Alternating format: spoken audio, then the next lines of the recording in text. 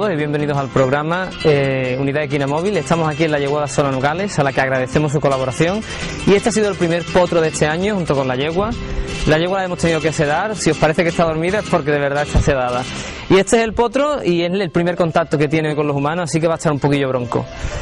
Hoy nos vamos a encargar, y por eso hemos escogido el tema, para hablar sobre los potros neonatos. Este potro en cuestión, a pesar de que es bastante grande, tiene aproximadamente unos 8 días y vamos a explicar paso a paso en qué nos fijamos los veterinarios y por supuesto en qué os tenéis que fijar vosotros a la hora de daros cuenta de que no existe ningún problema referente a vuestro potro.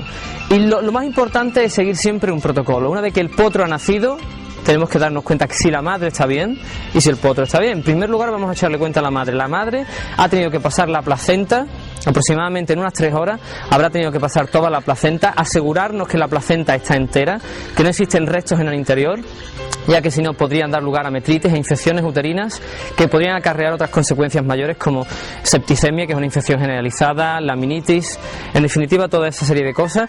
Por supuesto asegurarnos que la madre tiene leche suficiente para el potro, que tiene el calostro. Las primeras horas de vida del potro van a ser fundamentales en cuanto a su alimentación, sobre todo teniendo en cuenta que de este calostro que tiene la madre en sus primeros 12-20 horas de vida, el potro va a adquirir la inmunidad suficiente para esos primeros días, para que sea, digamos, algo más resistente a esas infecciones que son más corrientes, como pueden ser parásitos o virus, como los rotavirus, o bacterias como los rodococcus, que ya hablaremos en otro programa. En definitiva, como veis no está muy acostumbrado. Lo que sí tenemos que hacer, primero hemos visto a la madre, todo se encuentra bien, nos vamos a acercar al potro, nos vamos a ver que el potro se ha levantado aproximadamente en unas 2 horas, el potro se ha de levantar, ha de tener una actitud, ha de estar en alerta, ha de tener una respuesta a nuestros estímulos y por supuesto va a tener que ir hacia la madre. La comunicación va a ser primordial en las primeras horas de vida, de manera que la madre no tenga reacciones extrañas con él y que el potro, como ya he dicho anteriormente, se pueda alimentar del calostro. Como veis, él no quiere tampoco. En principio vamos a empezar por la cabeza. Existen muchos potros que van a tener problemas de ojos y eso lo podéis diagnosticar vosotros perfectamente y a continuación llamar a vuestro veterinario si tenéis alguna duda, por supuesto.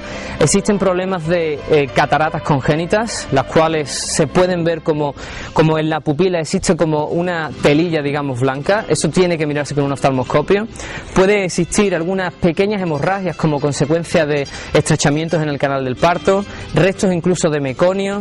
Todo eso nos tenemos que fijar en el ojo del recién nacido y por supuesto en sus primeros días de vida.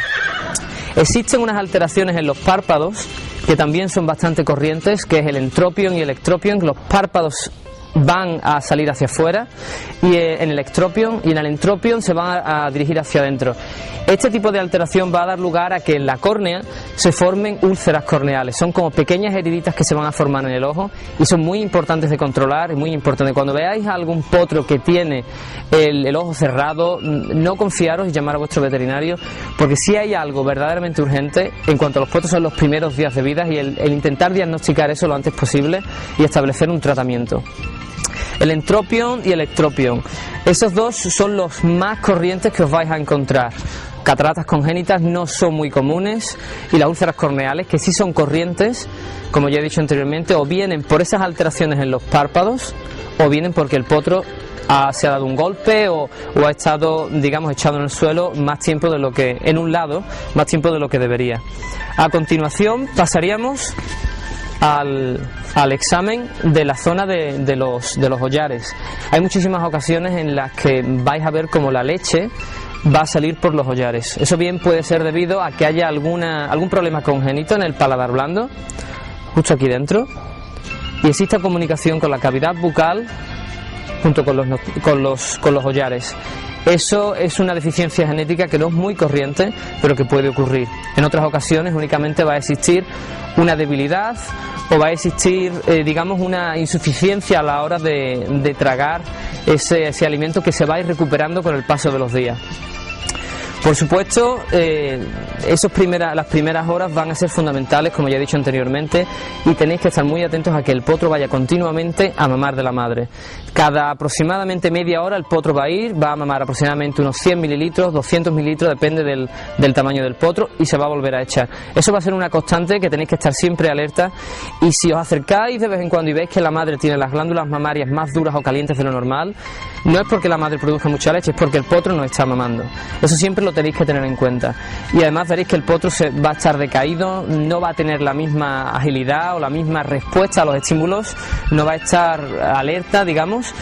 Y si no toman esa cantidad adecuada de fluidos en los primeros días de vida, o incluso ya cuando tienen sus 5 o 6 meses, se van a deshidratar, pueden dar lugar a cólicos, y en esas 24 horas o 48 horas de vida, lo más importante también es ver qué ha pasado el meconio. Son esas heces que son más negras de lo normal, y que a veces, sobre todo en potros machos, en pequeños, son, digamos, más propensos a tener ese tipo de impactaciones, con lo cual es muy importante el que vigiléis las glándulas mamarias de la yegua. A continuación, cualquier malformación, tenemos que asesorar de forma general la conformación del potro. Por supuesto, en este momento no, porque él se quiere echar más que otra cosa. Tenemos que darnos cuenta que no existe ninguna deformación angular en las extremidades, que intentaremos hablar en otro programa. También deformaciones a nivel flexural, que también existen. Deformaciones a nivel flexural que se van a manifestar o bien por una contracción bastante fuerte de los tendones, y vais a ver cómo el potro se va a encontrar así y no va, digamos, a aterrizar con el casco al 100%, y en otras ocasiones en las cuales va a existir una debilidad, en las que incluso a veces los talones van a llegar o van a coincidir muy cerca del suelo y se van a hacer daño. Son deformidades que son bastante comunes y que hay que poner remedio cuanto antes posible, pero ya intentaremos, digamos, hablar sobre ellas en otro programa. A continuación, síntomas respiratorios. En cuanto a síntomas respiratorios, tenéis que aseguraros de que el potro está respirando bien, no tiene una tos seca o incluso húmeda, siendo la húmeda esta más preocupante. Si veis que en algún momento el potro respira con muchísima más rapidez de lo normal, igualmente tenéis que llamar a vuestro veterinario. Lo normal serían aproximadamente unas 30, 40, 50 respiraciones por minuto. Si veis que el potro llega a 80 o 90, puede ser que exista algún problema.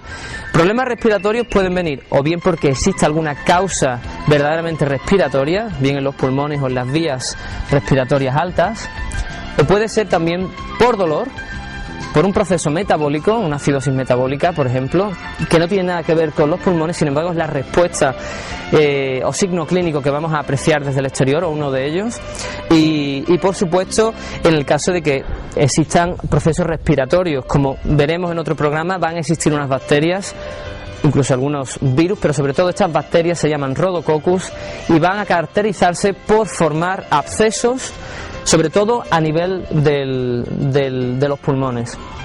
Y bueno, podríamos hacer radiografías y demás, pero para que veáis que es muy importante el tener en cuenta los signos que nos ofrece el potro hacia el exterior, en este caso respiratorios. Como veis, a él no le pasa nada, así que vamos a continuar.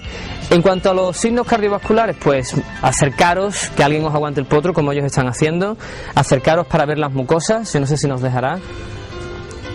Unas mucosas que sean rosas, que no sean amarillentas, ya que existe otra, digamos, enfermedad que es la anemia hemolítica, por las cuales, y es poco corriente, pero existe, por las cuales se van a elaborar una serie de anticuerpos contra los glóbulos rojos del potro. Se va a manifestar con las mucosas muy amarillentas, por esa destrucción de los glóbulos rojos.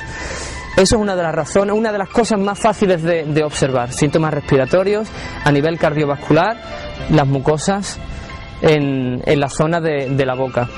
En cuanto a signos gastrointestinales, por supuesto, si un potro va a tener cólico, dependiendo del tipo de cólico que tenga, va a mostrar dolor, va a mostrar un aumento en la frecuencia cardíaca, y aunque vosotros no podéis, digamos, tomar la frecuencia cardíaca, a no ser que tengáis un fonendo en casa, Lo que sí va a dar lugar es que el potro se eche, se levante, se dé vueltas. Existen muchos tipos de cólicos, pero la mayoría se van a manifestar con ese tipo de dolor o actividad física. Y el potro, dependiendo, como ya he dicho, del cólico, va a verse, toda esta zona se va a ver, digamos, aumentada de tamaño, se va a ver distendida, y eso es convenientemente asegurarnos de que no existe ningún tipo de desplazamiento ni de torsión. Se puede hacer mediante la ecografía, y si no, también podríamos tomar una muestra del abdomen para asegurarnos que no existe ningún compromiso cardiovascular a nivel intestinal. El potro, como ya he dicho anteriormente, va a continuar mamando, defecando, y va a ser un animal muy muy vivo. En cuanto veáis que el potro baja esa viveza y que no se encuentra alerta, tenéis que tener muchísimo cuidado, porque un potro se puede venir abajo en 6 horas. Un potro tan fuerte como él, en 6-8 horas puede estar tirando en el suelo y ser incapaz de levantarse, con lo cual hay que estar constantemente vigilándolos. En cuanto digamos, a otros signos que tenéis que observar, pues por supuesto que el potro defeque en las primeras horas de vida. Eso es muy importante, ya que existen algún tipo de malformaciones congénitas, que son como la atresia ani o la atresia coli, que van a mostrarse de manera que el potro no defeca, va a presentar signos cólicos, y va a ser porque no existe, existe una malformación de la zona final del aparato digestivo a nivel del recto. No hay una comunicación con el exterior, y dependiendo de la gravedad que esa malformación tenga, se puede llevar a buen término el potro o no. Otros signos que tenéis que observar, ya he dicho, hemos hablado de a nivel musculoesquelético, de deformaciones angulares y deformaciones flexulares. Por supuesto, si veis que existe algún tipo de hinchazón a nivel articular, también es conveniente tenerlo en cuenta, porque lógicamente si tiene algún tipo de infección articular, vais a ver como alguna de las articulaciones se le va, en este caso si fuera esta, va a aumentar de tamaño y va a tener muchísimo líquido sinovial, y eso es muy importante. Cuanto antes asegurarnos que esa cojera digamos no es infecciosa. Las artritis sépticas tenemos que estar muy encima de ellas, y en cuanto veáis que el potro está cojo, bien sea por un trauma o bien sea por este tipo de condición, tenemos que actuar de inmediato. En definitiva, son varias cosas las que hay que tener en cuenta, pero como siempre hay que ser protocolario, ser constante, ver que la yegua está bien, ver que sus glándulas mamarias se encuentran en perfecto estado, y de esa manera nos vamos a asegurar que el potro no se va a deshidratar y que está tomando leche. Bueno, en definitiva, ya veis que son algunos signos clínicos los que tenéis que tener en cuenta para aseguraros que, sobre todo en las primeras horas de vida o en sus primeros días de vida, el potro no sufre ningún tipo de enfermedad ni ningún tipo de malformación. Y nada, desde la yeguada Solano Gales, a la cual agradecemos muchísimo que nos haya dejado grabar aquí, daros las gracias por vuestra atención y hasta el próximo programa.